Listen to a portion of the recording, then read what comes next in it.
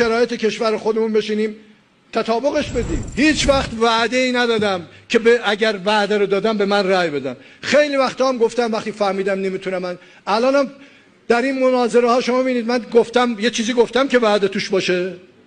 بنده گفتم از کارشناسا، الانم به شما میگم از کارشناسا استفاده خواهیم کرد، از اتاق کارشناسی، از دانشگاه، از نظرات کارشناسی بین المللی و قطعاً به دنبال اینیم که روابط خارجیمون رو بهتر بکنیم. اگر نکنیم، اگر FATF رو حل نکنیم، به پیر و پیغمبر هر کاری بکنیم نمیشه، از نظر عقلی نمیشه. شما اگر میگه میشه خب بگید میشه.